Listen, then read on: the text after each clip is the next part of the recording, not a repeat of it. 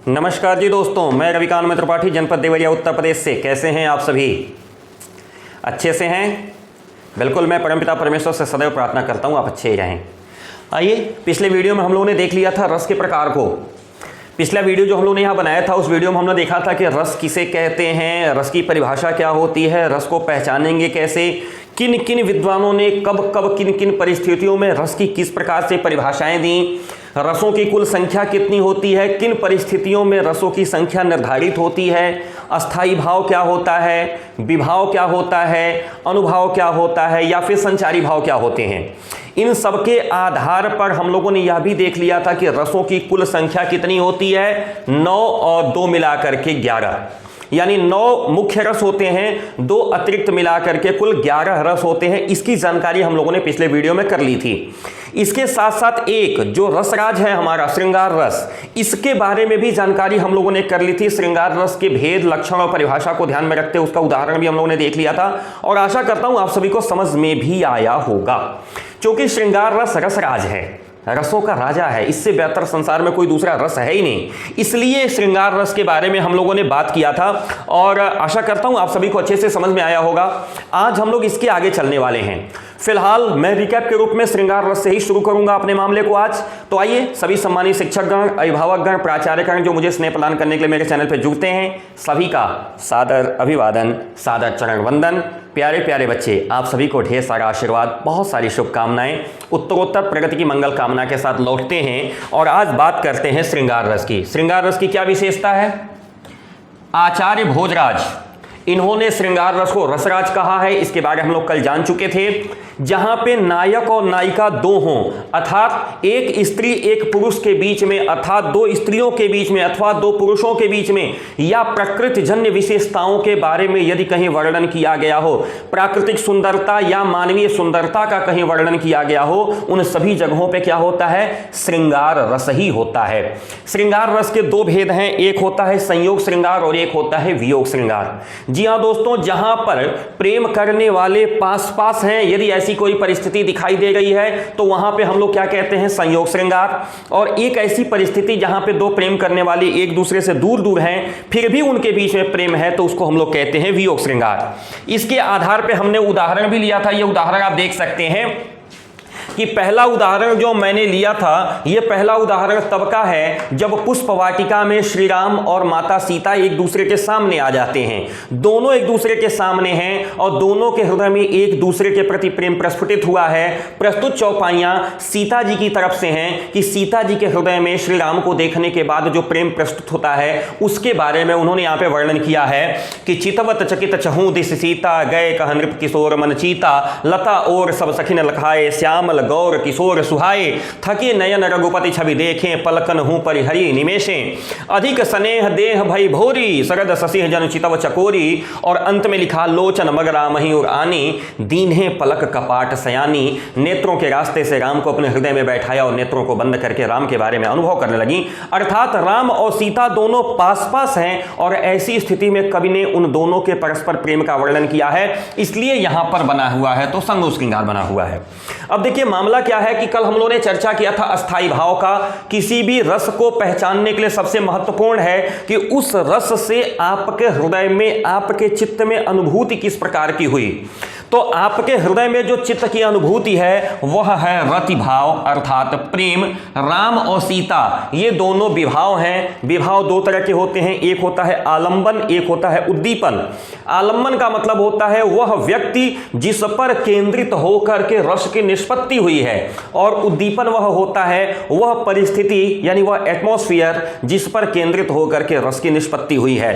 तो यहां पे सीता और राम ये दोनों आलंबन हैं, और जो लताएं हैं और जो वहां का वातावरण है वो उद्दीपन है। देह का भारी होना यह अनुभाव है, अर्थात प्रेम के वशीभूत होकर के स्वयं की सुधि न रहना, ये यहां पे अनुभाव है। और हृदय में और शरीर में जो चंचलता, जो व्याकुलता, जो व्यग्रता दिखाई दे रही, जो हर्ष का अनुभव हो रहा है, वो यहां पे संचारी भाव है। इस प्रकार से चारों के चारों विभाव यहां पे उपस्थित हैं, और यहां पे पूर्ण संयोग श्रृंगार रस की उत्पत्ति हो रही है। तो आशा करता हूं ये आपको समझ में आया होगा। फिलहाल इसको मैंने पिछले वीडियो में समझा भी दिया था। और दूसरी स्थिति ये है वियोग श्रृंगार, जहां पे राम और सीता दोनों अलग अलग हो गए हैं।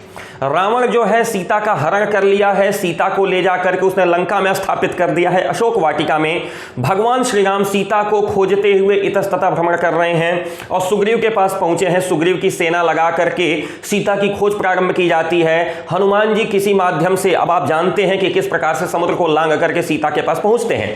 राम हनुमान के माध्यम से सीता के पास संदेश भिजवाते हैं कि हे सीता, तुम्हारी अनुपस्थिति में मेरी क्या दुर्दशा हो गई है। इस प्रेम का वर्णन यहां पे किया गया है। कहे हु राम वियोग तव सीता, मोह कहु सकल भय विपरीता, नूतन किसलय मनहु कृशानु, काल निशासम निशि शशि भानु, कुबलय विपिन कुंत बन सरिसा, बारिद तपत तेल जनु बरिसा, कहे हु ते कुछ दुख घटी होई, काहि कहो यह जान न कोई, तत्व प्रेम कर मम अरु तोरा, जानत प्रिया एक मनु मोरा, सो मनु सदा रहत तोहि पाही, जानु प्रीति रस इतने ही माही। इस प्रकार से इन चौपाइयों के माध्यम से राम ने अपने दुख को प्रकट किया है और सीता को यह स्पष्ट किया है कि हे सीता, भले ही तुम मुझसे दूर हो फिर भी मैं तुमसे बहुत प्रेम करता हूं और इतना प्रेम करता हूं कि तुम्हारे वियोग में जो सब कुछ अनुकूल हो सकता था, जो सब खुशियां हमारे सामने आ सकती थी, वे खुशियां दुख में प्रतीत होती चली जा रही हैं। तो आइए इस प्रकार से देखा जाए कि यहां भी सारी व्यवस्था वही है। राम और सीता ये दोनों आपके आलम्बन हैं, इनके बीच जो प्रेम भाव है वो यहां पे क्या है, दोनों के बीच जो प्रेम भाव है वही गति इनका अस्थाई भाव है। यहाँ पे जो प्राकृतिक दृश्य हैं, यानी बारिश का होना, चंद्रमा का सूर्य के समान चमकना, और क्या उसमें हो सकता है, देखिए नए नए जो कोमल पत्ते हैं वो अग्नि के समान दिखाई दे रहे हैं, ये सब के सब उद्दीपन हैं। कंप, पुलक और आंसू ये सब अनुभाव हैं। राम के अंदर जो दीनता का भाव दिखाई दे रहा है, जो ग्लानि का भाव दिखा रहा है, जो दुख दिखाई दे रहा है, ये सारे के सारे संचारी भाव हैं। इस प्रकार से पुष्ट होकर के यहाँ पे वियोग श्रृंगार रस की निष्पत्ति हुई है। यहां तक हम लोगों ने पिछले वीडियो में देख लिया था। अब आइए चलते हैं दूसरे रस पे, जो हमारा दूसरा रस है, हास्य रस। बड़ा मस्त हास्य। आज के समय में मनुष्य इसी चीज से वंचित है। हास्य, सबके जीवन में से हंसी पता नहीं कहां खत्म होती चली जा रही है, बचाने की आवश्यकता है। सागर आजमी साहब बहुत अच्छे गजलगो हुए, सागर आजमी साहब जिन्होंने बहुत अच्छी गजलें लिखते थे, कहते हैं कि जूते जो खो गए हमारे वज़्न में कहीं, कहने लगे बताइए घर कैसे जाएंगे। कहीं गए थे कविता सुनाने, जी हाँ, सागर आजमी साहब बहुत अच्छे शायर हुए, कहीं कविता सुनाने गए थे, कोई उनका जूता लेके भाग गया। अच्छा, ये काम बहुत ज़्यादा होता है हर जगह। आप कहीं मंदिर में जाइए दर्शन करने, अंदर भगवान का दर्शन करके आइए तो बाहर पता चलता है कि आपका जूता कोई प्रसाद स्वरूप मान करके उठा ले गया। ऐसे ही क्या हुआ, वो कवि सम्मेलन में चढ़े कविता सुनाने के लिए मंच पे, नीचे से कोई भाई साहब जूता मार दिए, लौट करके देखे जूता गायब है, तो उन्होंने शेर पढ़ा, जूते जो खो गए हमारे बज़्म में कहीं, बज़्म कहते हैं महफिल को, जूते जो खो गए हमारे बज़्म में कहीं, कहने लगी बताइए घर कैसे जाएंगे। लोगों ने कहा कुछ शेर सुनाते रहो यूं ही, लोगों ने कहा कुछ शेर सुनाते रहो यूं ही, गिनते नहीं बनेंगे अभी इतने आएंगे। यानी इतने लोग चला चला मारेंगे, गिन नहीं पाओगे, तुम शेर बस सुनाओ। तात्पर्य क्या हुआ कि आपके शेर खराब हैं, अच्छे नहीं हैं। हास्य का विषय है कि कुछ शेर सुनाते रहो यूं ही, गिनते नहीं बनेंगे अभी इतने आएंगे। यानी तुम गिन नहीं पाओगे, इतना जूता लोग चला चला मारेंगे, बीन के 2 ठे रख लेना, चल लेना पहन करके। क्या है ये हास्य का प्रस्फुटन है। यहां पे हम लोगों ने जो आश्रय लिया है, विकृत वेशभूषा, आपके कपड़े लगते ऐसे हो जिसको देख करके लोगों को हंसी आ जाए, आपका क्रियाकलाप ऐसे हैं जिसको देख करके हंसी आ जाए। अब अपने यहाँ एक बॉलीवुड के अभिनेता है राजपाल यादव जी, मैं बड़ा सम्मान करता हूँ उनको, खाली चुपचाप वो खड़े हो जाए ऐसे तो हंसी आने लगती है। उनका क्रियाकलाप, उनकी शरीर की चेष्टा ही ऐसी होती है कि हंसी आने लगती है। या वाणी, देख सुनकर मन में जो विनोद जन्य उल्लास उत्पन्न होता है, जो हास्य का भाव उनके मन में उत्पन्न होता है, किनके मन में, देखने वाले के, सुनने वाले के, उसे हास्य रस कहते हैं। हास्य रस का जो अस्थाई भाव है वो है हास। हास्य रस का जो अस्थाई भाव है वो क्या है, हास। अर्थात विकृत वेशभूषा, उल्टे सीधे कपड़े पहन लेने, उल्टे सीधे क्रियाकलाप, उल्टी सीधी चेष्टाएं जो समाज में हर जगह स्वीकार्य नहीं है, ऐसे कार्य करने से यदि आपको हंसी आ जाती है देख करके, या आपके मन में हास्य का भाव उत्पन्न हो जाता है, तो वहां पे हास्य रस होता है। यहां पर हमने एक उदाहरण लिया है, उदाहरण वही श्री रामचरितमानस से है। नारद जी जो है गए थे विवाह करने के उद्देश्य से। अब कहे कि नारद जी कि मेरा तो ऋषि मुनि का वेश है, इस मेष में हम कहीं चले जाएंगे कि नहीं, हमको विवाह करना है, तो लोग हमसे विवाह करने से पहले भाग जाएंगे, कोई कन्या हमारा वर्ण ही नहीं करेगी। तो गए विष्णु भगवान के पास और जाके विष्णु भगवान से कहे, हे विष्णु भगवान, हमको इतना सुंदर बना दीजिए, इतना सुंदर बना दीजिए कि कोई भी कन्या मुझको देखते ही विवाह के लिए परेशान हो जाए। भगवान विष्णु देखे, कहे नारद जी आप ऋषि मुनि महात्मा हैं, आप कहाँ से विवाह के चक्कर में पड़ गए? कहे कुछ नहीं, हमको करना है। ठीक, अब चूंकि भगवान जानते हैं कि हमारे भक्त का हित कैसे होगा, उन्होंने कहा अच्छा नारद जी बताइए क्या चाहते हैं। नारद जी ने कहा हमको हरिमुख दे दीजिए। अब हरि जो है बहुअर्थी शब्द है। हरि का मतलब बंदर भी होता है, हरि का मतलब सांप भी होता है, हरि का मतलब विष्णु भी होता है। नारद जी दिमाग लगाए थे कि हरिमुख माने विष्णु का मुख हमको मिल जाएगा, मैं विष्णु जैसा सुंदर दिखने लगूंगा, जाऊंगा तुरंत विवाह हो जाएगा।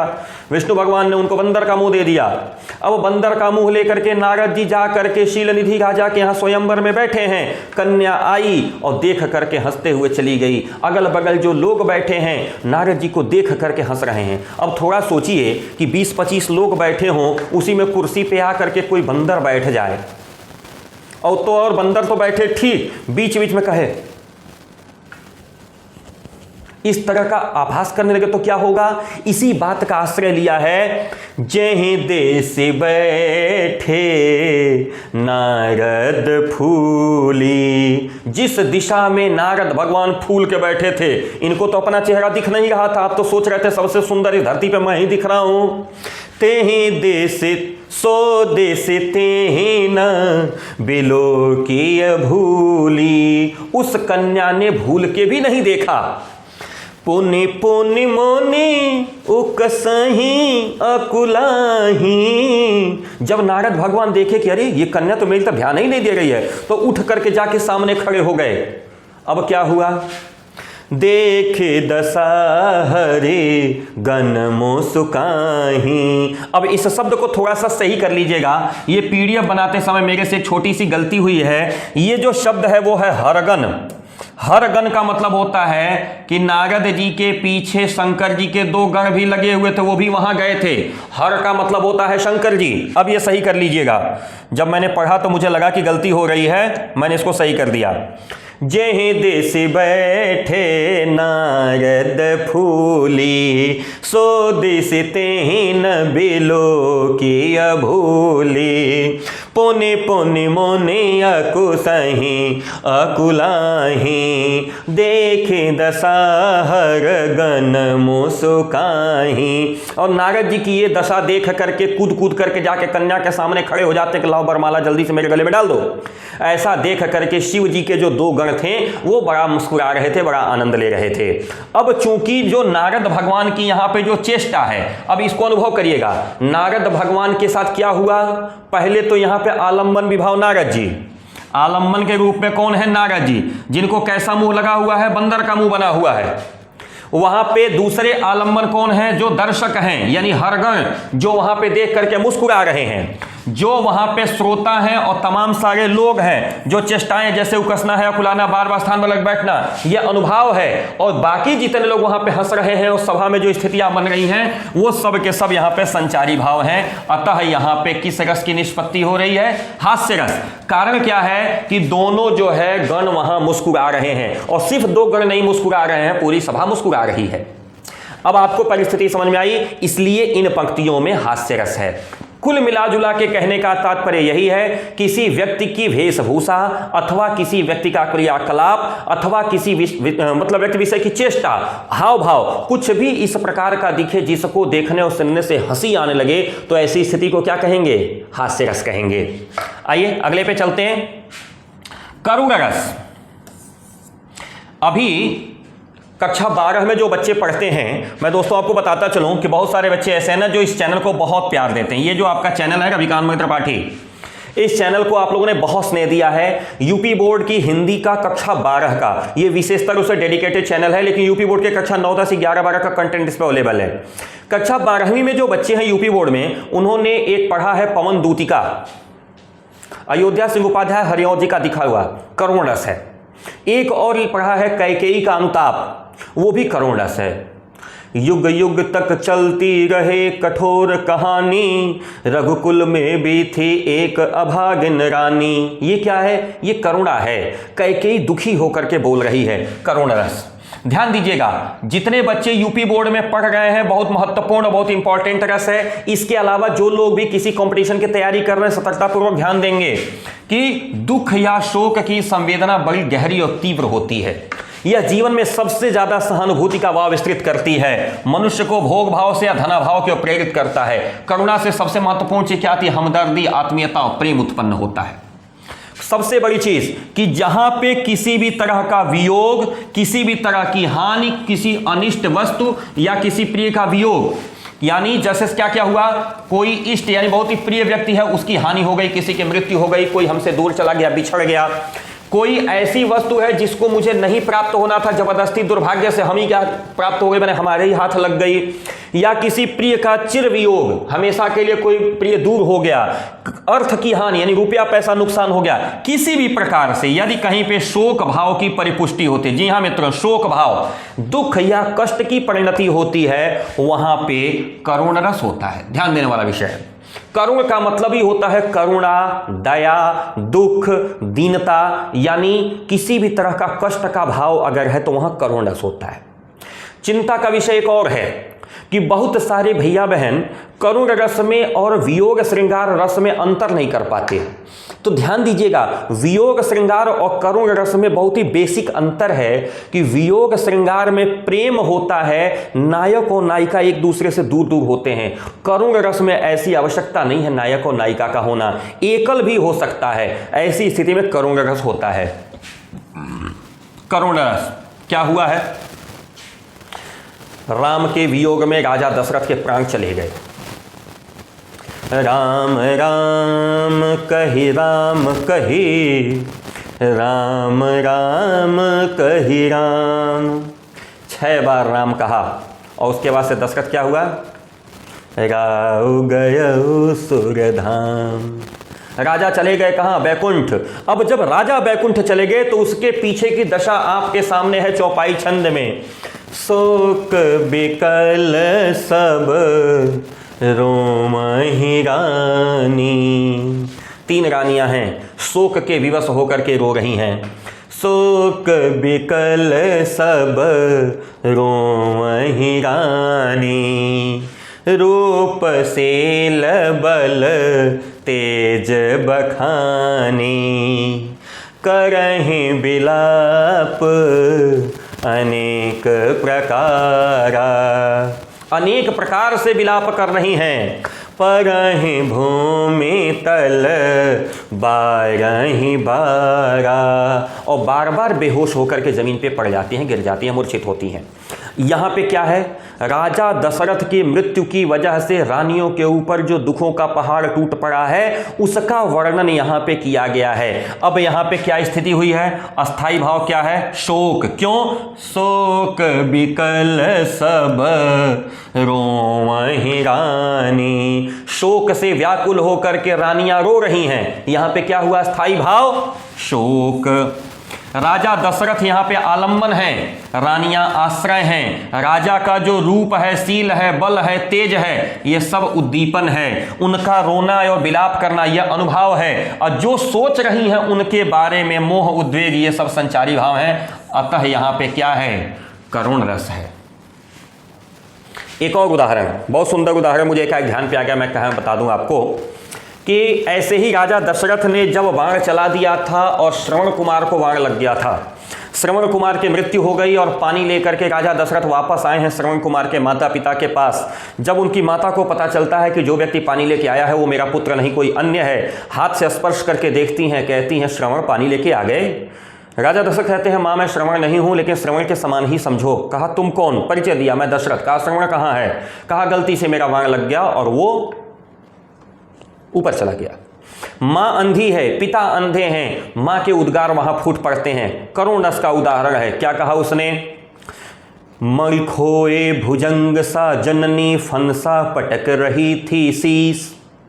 मणि खोए भुजंग सा जननी फनसा पटक रही थी शीस। अंधी आज बनाकर मुझको किया न्याय तुमने जगदीश। हे जगदीश, आज मुझको अंधी बना के तुमने ठीक न्याय किया है। क्यों? मणि खोए भुजंग जैसी, एक ऐसा सर्प जिसकी मणि छीन ली गई हो, वह सर्प जिस प्रकार से जमीन पे अपना सिर पटकेगा वैसे ही श्रवण कुमार की मां अपना सिर जमीन पर पटक रही थी। क्या है ये? करुण रस है। करुण रस का सीधे सीधे मतलब ये होता है कि जहां पे दुख का प्रभाव दिखाई दे, जहां पे कष्ट का प्रभाव दिखाई दे, जहां पे रुदन दिखाई दे, वो सारी की सारी स्थितियां क्या होती हैं? करुण रस में आती हैं। आशा करता हूं अच्छे से समझ में आया होगा। फिर भी कोई असुविधा अगर होती है तो प्लीज़ आप हमें कमेंट बॉक्स में दे सकते हैं। और दूसरी बात कि आप सभी लोग, जो लोग भी अगर खास करके यूपी बोर्ड से पढ़ाई कर रहे हैं या आपके परिवार में कोई यूपी बोर्ड से पढ़ने वाला भैया बहन है, तो कृपया उसको कक्षा 12वीं की हिंदी के लिए ये चैनल जरूर सजेस्ट करिएगा, रविकांत मगध त्रिपाठी, क्योंकि इस चैनल ने विभिन्न बोर्ड परीक्षाओं में 99, 98 और 100 में 100 तक दिलवाया है। आइए चलते हैं अगले रस पे। अगला रस कौन सा है? वीर रस। क्या बात है। अगला क्या है?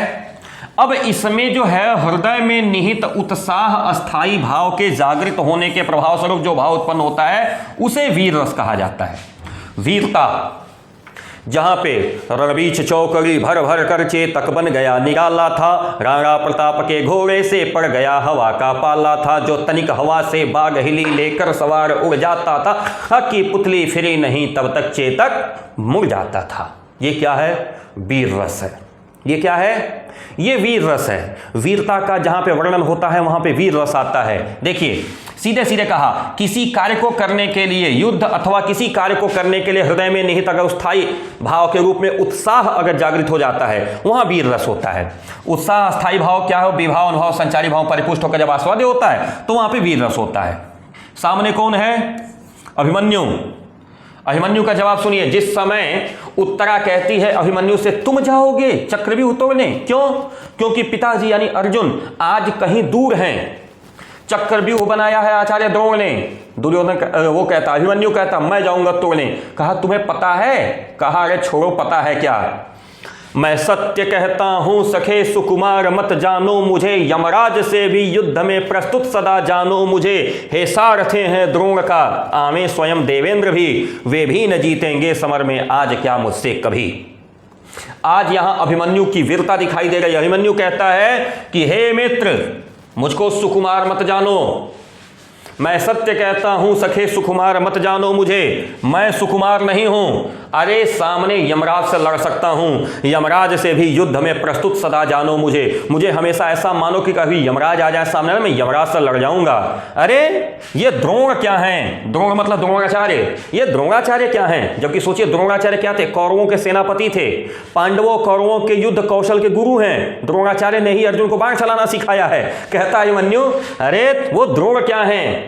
आवे स्वयं देवेंद्र भी, यदि सामने खुद राजा इंद्र आ जाएं, देवेंद्र कहते हैं राजाओं के मतलब देवताओं के जो राजा हैं इंद्र, कहा छे सारथे हैं द्रोण क्या, आवे स्वयं देवेंद्र भी, वे भी न जीतेंगे समर में आज क्या मुझसे कभी। अरे आज तो छोड़ दीजिए, कभी भी मुझसे नहीं जीत सकते। अभिमन्यु अपनी गर्वोक्ति बोलता है, वीरता। क्या कहा अभिमन्यु ने? कि मुझको सुकुमार मत जानो, यमराज के सामने भी मैं युद्ध में हमेशा खड़ा रहने वाला व्यक्ति हूं। ये द्रोण का तो मुझको डर दिखला रहे हो? द्रोण क्या है? यदि सामने इंद्र आ जाएं तो आज कभी भी मुझसे नहीं जीत सकते। यह विशाल वीर उक्ति, इसको कहते हैं गर्वोक्ति। किसकी है? अभिमन्यु की है। अब यहां पे हम उस उदाहरण के स्पर्श में अगर देख सकते हैं कि यहां पे अस्थाई भाव क्या है? उत्साह। अभिमन्यु इतने उत्साह में है, कहता मैं यमराज से लड़ जाऊंगा, मैं देवेंद्र से लड़ जाऊंगा। ये क्या है? ये उत्साह। अभिमन्यु क्या है? आलंबन है। द्रोण आदि कौरव पक्ष जो है वो क्या है? आश्रय है। अभिमन्यु के वचन और संचारी भाव, गर्व, हर्ष, उत्सुकता, कंप, मद, आवेग। अतः यहां पे क्या है? वीर रस। यहां पे आलंबन कौन है? अभिमन्यु। विभाव, अरे दो होते हैं ना, आलंबन उद्दीपन। युद्ध की स्थिति जो है, चक्रव्यूह की रचना, वो क्या है? ये उद्दीपन है। वहां पे जितने लोग खड़े हैं वे सब कौन हैं? सब अनुभाव हैं, जो भी उसके अंदर उत्साह, हर्ष, चपलता, व्याकुलता, व्यग्रता, उग्रता जो दिखाई दे रही है। और इसके बाद वहां पर इन सारी चीजों को मिलाने के बाद वीर रस की निष्पत्ति हो रही है। अर्थात कोई व्यक्ति अगर गर्व के साथ, क्षमता के साथ कोई वचन रखता है, वहां पर जो रस उत्पन्न होता है उस रस को क्या कहते हैं? वीर रस। ठीक, चलें आगे। कोई असुविधा तो नहीं हो रही? अगर असुविधा हो रही होगा तो प्लीज़ कमेंट बॉक्स में दीजिएगा। मैं तो कोशिश कर रहा हूँ अपनी तरफ से बेहतर समझाने का, फिर भी अगर मुझसे कोई कमी रह जा रही हो तो प्लीज़ आप उसको कमेंट बॉक्स में दीजिएगा। और हाँ, सम्मानित शिक्षकगण अगर देख रहे हैं इस चैनल को तो प्लीज़ आप इसको जरूर देखते रहिएगा। कोई असुविधा होती है, कुछ गलतियाँ अगर होती हैं तो बताने की जरूरत जरूर मैं आपसे समझूंगा। तो प्लीज़ अगर आपको कुछ विशेष लगता है तो नीचे इंडिकेट जरूर करेंगे। रौद्र रस, वीर रस का बड़ा भाई है रौद्र रस। वीर रस में केवल मुंह से बोला जाता है और रौद्र रस में करके दिखाया जाता है। यानी कोई व्यक्ति केवल मुंह से कठोर वचन बोल रहा है, गर्वोक्ति बोल रहा है, तो वहां तो वीर रस है, लेकिन करके दिखा दे रहा है। जिसने किसने कहा अभी मारेंगे वीर रस, और कोई पकड़ के दो झापड़ पीट दिया तो वहां पे रौद्र रस। रौद्र रस में क्रियाकलाप भी शामिल होता है, वीर रस में क्रियाकलाप शामिल नहीं होता। वीर रस में केवल वाणी निकलती है, रौद्र रस में क्रियाकलाप भी होता है। रौद्र रस का स्थायी भाव क्या है? क्रोध।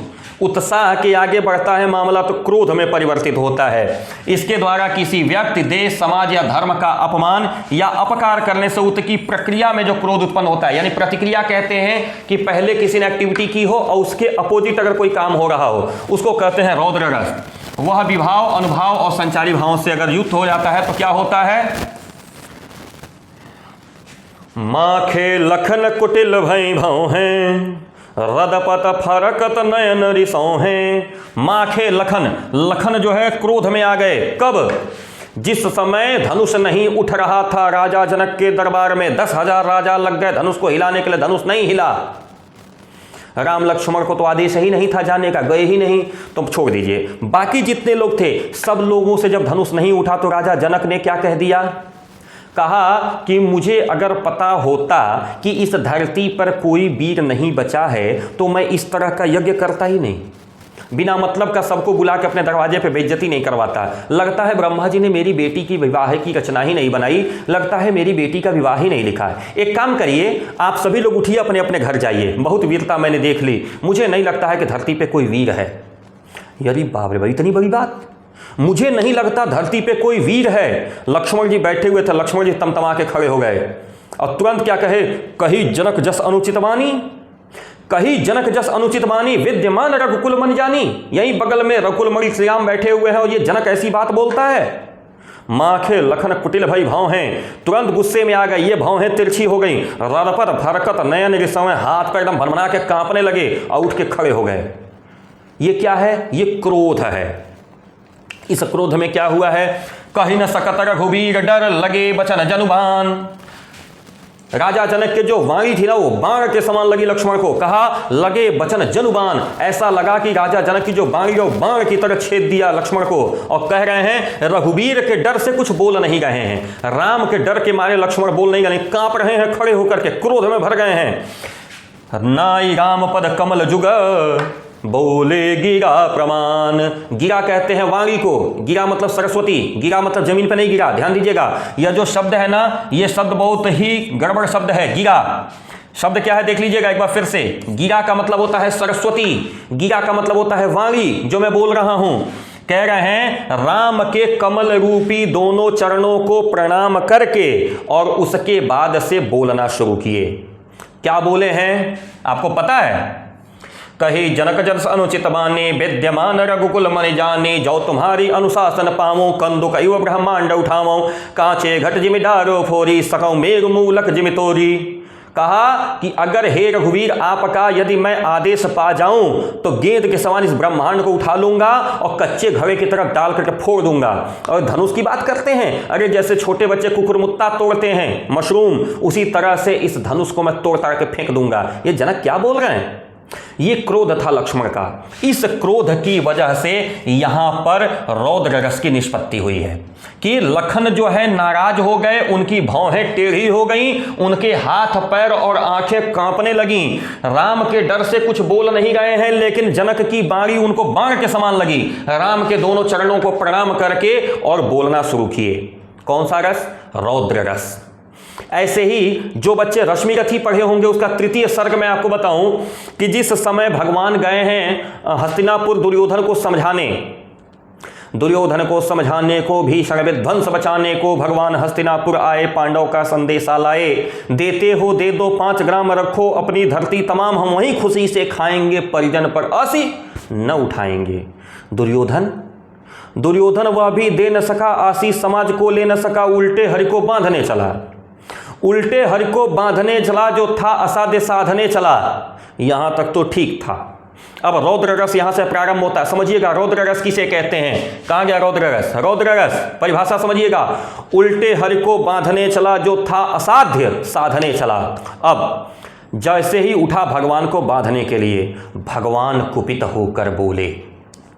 जैसे ही दुर्योधन भगवान को बांधने चला, रौद्र रस दिखाई देगा। ध्यान से सुनिएगा, भगवान कुपित होकर बोले, डगमग डगमग दिग्गज डोले, यदि मुझे बांधना चाहे मन तो पहले बांध, अनंत गगन तू मुझे बांधने आया है, तू मुझे बांधने आया है, जंजीर बड़ी क्या लाया है, तू मुझे बांधने आया है। अरे अंबर में कुंतल जाल देख, पद के नीचे पाताल देख, मुट्ठी में तीनों काल देख, मेरा स्वरूप विकराल देख, या देख महाभारत का रण संघर्ष हुआ, जिसमें भीषण मृतकों से पटी हुई भू है, पहचान कहां इसमें तू है। ये क्या है? ये रौद्र रस है। भगवान जब कुपित होकर के बोले, थी सभा सन्न, सब लोग डरे। पूरी सभा क्या हुई? सन्न हो गई। सब लोग क्या हुआ? डर गए। थी सभा सन्न, सब लोग डरे, केवल दो नर ना घाते थे। कौन? धृतराष्ट्र विदुर सुख पाते थे। धृतराष्ट्र विदुर को छोड़ दिया तो बाकी पूरी सभा एकदम सन्न हो गई थी। क्या है ये? रौद्र रस है। जब क्रोध चढ़ता है तो उसकी जो परिणति होती है उसे हम लोग रौद्र रस में देखते हैं। ठीक, फिलहाल ये जो मैंने उदाहरण आपके सामने लिया था, इस उदाहरण में जो अस्थाई भाव है वो क्या है? क्रोध। ये अस्थाई भाव क्या है? क्रोध। किसका क्रोध? लक्ष्मण का। क्यों? क्योंकि इसके जो आश्रय है वो कौन है? लक्ष्मण है। जनक ने जो वाणी कही वो सब उद्दीपन है। जनक के वचनों की जो कठोरता है, उसका जो अनुभाव है, भाव है तिरछी होना, ये सब क्या है? हाँ देखिए, मैं 1 मिनट इसको थोड़ा सा वो कर देता हूं। कोई बात नहीं है, थोड़ा सा, चूंकि जानते हैं टेक्नोलॉजी के साथ जब चलेंगे ना तो थोड़ी सी दिक्कतें आती हैं। चलिए, जनक के वचन उद्दीपन है, जनक के वचनों की जो कठोरता है, जो अनुभाव है, भाव है तिरछी होना, होठ का फड़कना, नेत्रों का रिसों है यानी नाराज होना, संचारी भाव है, जो उग्रता है, जो कंपन है, ये सब के सब मिला करके यहां पे रौद्र रस की निष्पत्ति कर रहे हैं। फिर से समझिएगा, यहां पे हुआ क्या है कि जैसे ही जनक की बात लक्ष्मण सुने हैं, गणना के खड़े हो गए हैं, तो लक्ष्मण यहां पे आश्रय हैं। जनक की जो वाणी के आधार पे अगर बात आती है तो जनक यहां पे आलंबन है। जो अगल बगल की जो सामाजिक परिस्थिति है, जो वातावरण है, यानी जो सभा है, वो क्या है? वो यहां का उद्दीपन। जी हाँ, वो उद्दीपन है। और जो भाव है तिरछी होना, नैन टेढ़े होना, शरीर का कंप होना, ये सब संचारी भाव है। और इससे मिला करके यहां पे किसकी निष्पत्ति हुई है? रौद्र रस की। ठीक, समझ में आया? कोई असुविधा? कमेंट बॉक्स तो आपके पास है ही। भयानक रस।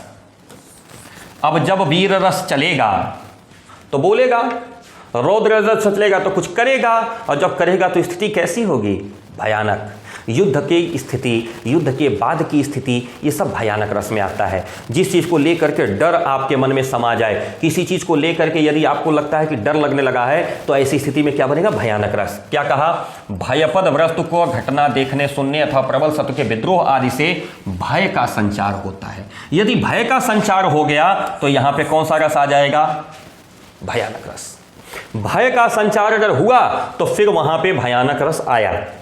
एग्जाम्पल, एक और अजगर ही लखे, एक और मृगराय।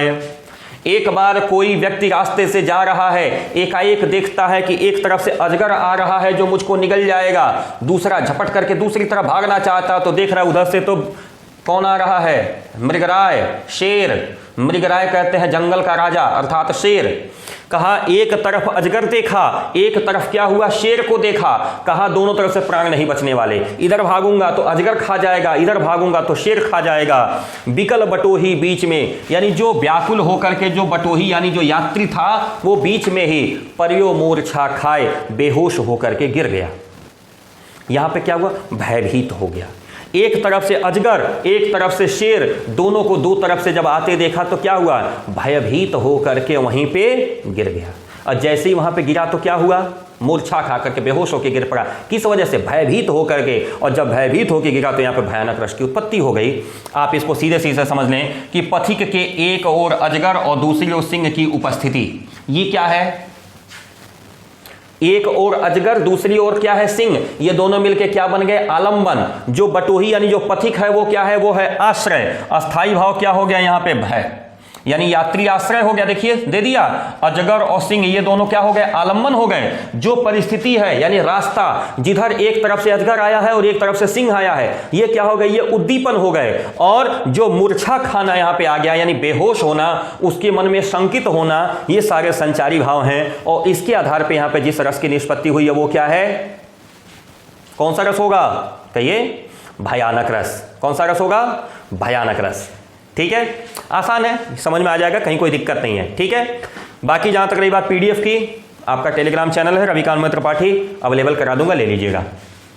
बीभत्स रस, बीभत्स रस का मामला क्या है भाई, बीभत्स रस कहते हैं जहां पे मांस, खून, हड्डी, छत बिछत, मतलब 100 या कुछ ऐसी चीजें दिखाई दे जाए जिसको देखने से ही घृणा की भावना उत्पन्न हो जाए, वहां कहते हैं बीभत्स रस।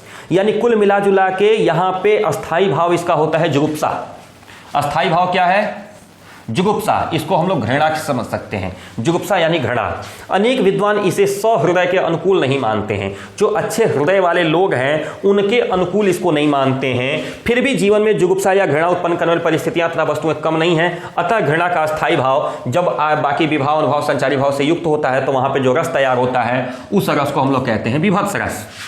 अब जैसे देखिए, सिर पर बैठो काग आंख दुखात निकारत, युद्ध में कोई शव पड़ा हुआ है, युद्ध बीत गया है, तमाम सारे घायल, कुछ मृत सैनिकों के शव युद्ध भूमि में पड़े हुए हैं। वहां की परिस्थिति समझिएगा, सिर पर बैठो काग, किसी शव के सिर पर कौआ बैठा हुआ है, आंख दो खात निकारत, आंखें निकाल निकाल के खा रहा है, खींचत जीभ सियार अति आनंद उर्धारत, सियार जो हैं जीभ खींच रहे हैं और अपने मन में बड़े आनंद ले रहे हैं। अब सियार का भोजन वही है मांस, अब उनको बना बनाया मिल गया है, बहुत आनंद में है।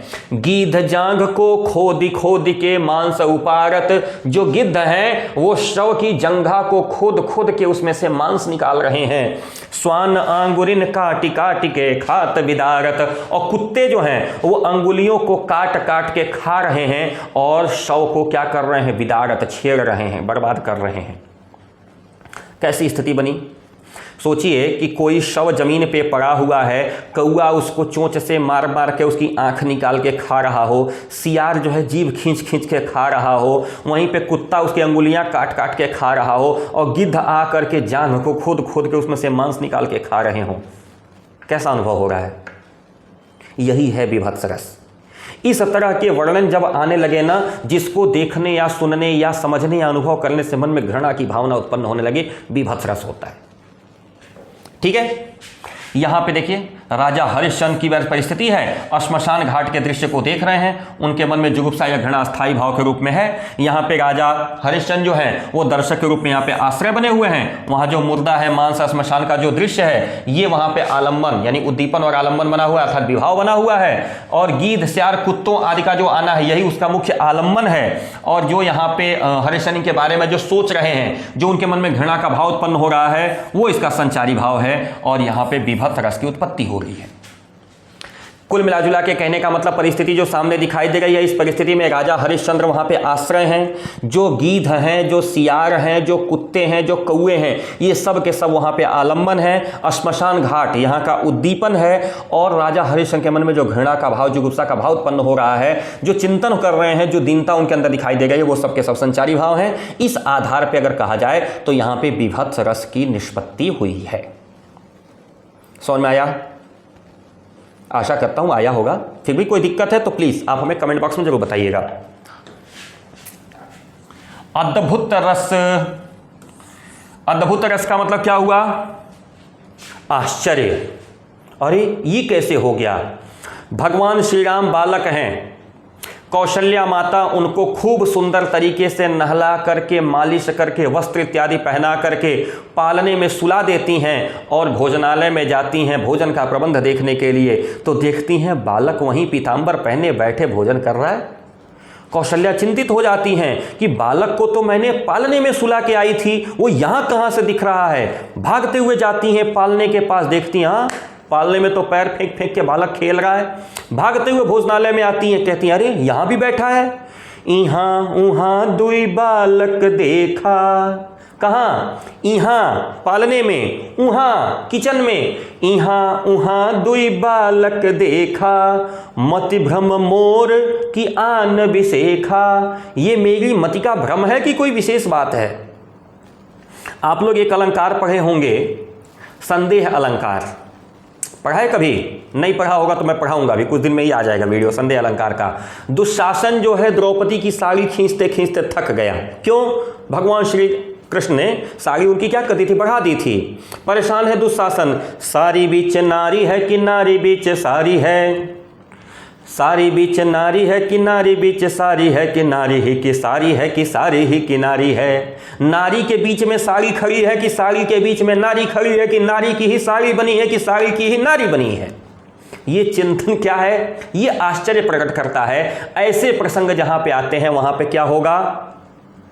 आपके सामने है, अद्भुत रस होता है। अलौकिक आश्चर्यजनक दृश्य या वस्तु को देख करके जब आपको सहसा विश्वास नहीं होता और मन में अस्थाई भाव विस्मय उत्पन्न होता है, आश्चर्य, यही विस्मय जब विभावन भाव संचारी भाव से संयुक्त हो जाता है तो वहां क्या हो जाता है? अद्भुत रस। ठीक है, यहां देखिए, यहां पे अद्भुत रस, मैंने अभी थोड़ी देर पहले जो रौद्र रस के बारे में बताया था ना, इसी आश्रय को मैंने यहां भी लिया है, अद्भुत में भी। क्यों? क्योंकि भगवान श्री कृष्ण जब अपना अद्भुत रूप दिखाने लगे तो स्त्री सभा सब लोग डरे, वहां सबके सब लोग परेशान हो गए थे। क्या क्या दिखाया था? अंबर में कुंतल जाल देख, पकते नीचे पाताल देख, मुट्ठी में तीनों काल देख, मेरा स्वरूप विकराल देख, सब जन्म मुझी से पाते हैं फिर लौट मुझी में आते हैं। ये श्री कृष्ण ने अपना विराट स्वरूप वहां पे उपस्थित किया था। और जब विराट स्वरूप श्री कृष्ण का वहां गया था तो दुर्योधन से सहित जितने कौरव थे, जितने भी उससे मतलब सभा में उपस्थित लोग थे, सभी लोग क्या हुए थे? आश्चर्य में पड़ गए थे। इसलिए यहाँ पर आश्चर्य है और यहाँ पे अद्भुत रस का यहाँ पे निष्पत्ति हुई है। अस्थाई भाव यहाँ पे ईश्वर है, ईश्वर का विराट स्वरूप आलंबन है, विराट के अद्भुत क्रियाकलाप जो हैं वो उद्दीपन है, स्तब्ध देखना या अवाक रह जाना ये सब अनुभाव हैं, भ्रम और सुख चिंता त्रास ये सब के सब संचारी भाव हैं। और यहाँ पे जो रस है वो है अद्भुत रस। कुल मिला जुला करके अद्भुत रस की सीधी सीधी परिभाषा है कि आश्चर्यजनक चीज कोई ऐसी दिखाई दे जो जन सामान्य के बीच में उपस्थित नहीं होती, स्पेशल दिखाई दे, कोई पिकूलियर दिखाई दिया, वो क्या है? वो अद्भुत रस है। Okay, good. आइए आगे चलते हैं। अंतिम है शांत रस, जिसको सुन करके लगे कि यार यह संसार तो मोह माया का बंधन है, इस संसार में कुछ नहीं रखा है, सब कुछ ईश्वर का भजन है, बस वहीं शांत रस हो जाता है। गुरु गोविंद दो खड़े काको लागो पाए, बलिहारी गुरु आपने गोविंद दियो बताए। ये क्या है? ये शांत रस है। कबीरदास जी का कोई भी दोहा उठा लीजिए, सब शांत रस में चला जाएगा। क्या कहा है? अभिनव गुप्त जो है उन्होंने शांत रस को सर्वश्रेष्ठ माना है। क्यों? संसार और जीवन की नश्वरता का बोध कराते हैं ये। कुल मिलाजुला के बात यह है कि यह एक प्रकार का जब विराग उत्पन्न होता है, विराग का मतलब संसार की जो मोह माया का जो बंधन है उसके प्रति जब व्यक्ति उदासीन हो जाता है तो वहां पे शांत रस की उत्पन्न होती है। सुत बनिता दिजान स्वार्थ रत कर्ण नेह सब ही ते, अंत ही तो ही तजेंगे पामर तू न तजय अब ही ते।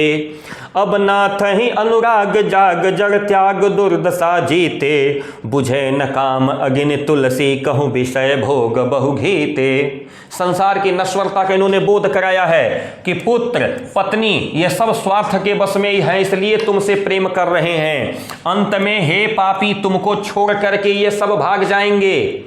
ध्यान देना, एक काम करो, जड़ और त्याग दुर्दशा को जीते जी त्याग करके भगवान में अनुराग लगा दो, नहीं तो काम रूपी ये जो अग्नि है ना, विषय और भोग रूपी घी के पड़ते रहने से कभी शांत नहीं होगी।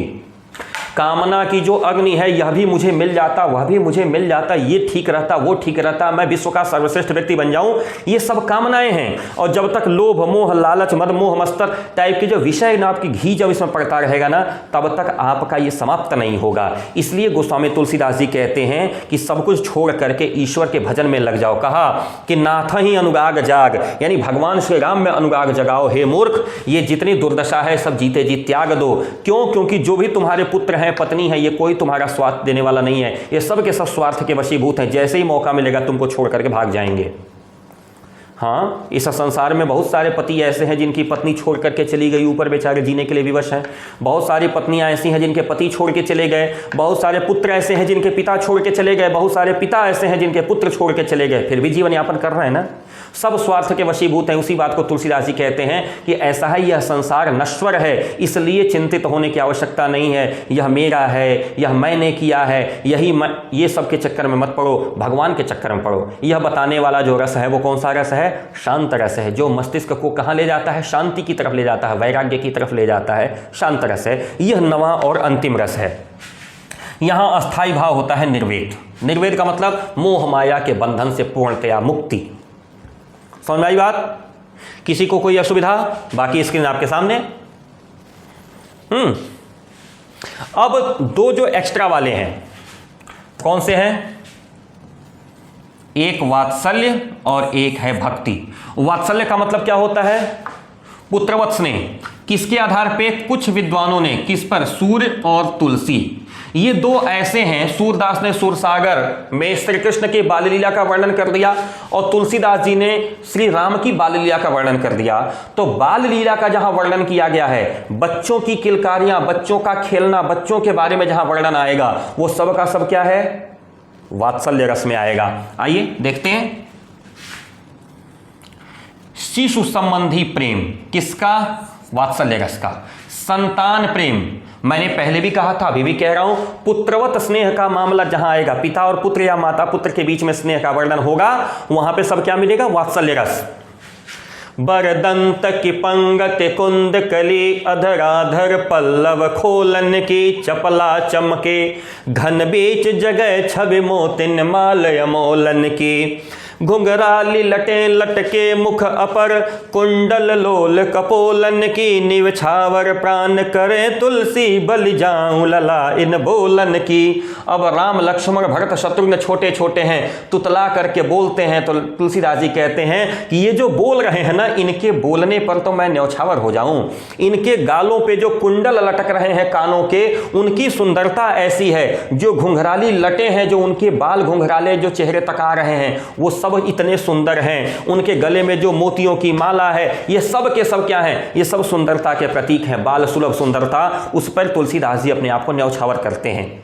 एक दूसरी परिस्थिति है, दम के दतियां दुति दामिन, जो किल के कल बाल विनोद करें, तुलसी अवधेश के बालक चारि सदा, तुलसी मेरो मंदिर में बिहरें। ये क्या है? ये भी वही है। दूसरी बात, मैया मैं तो चंद्र खिलौना लई हूं, वात्सल्य रस है। मैया मोरी मैं नहीं माखन खायो, क्या है? वात्सल्य रस है। जहां कहीं भी अगर पुत्रवत स्नेह का मामला आया, वह सब का सब क्या है? वात्सल्य रस है। यहां पे आश्रय कौन बनेगा? जिससे हठ कर रहा है।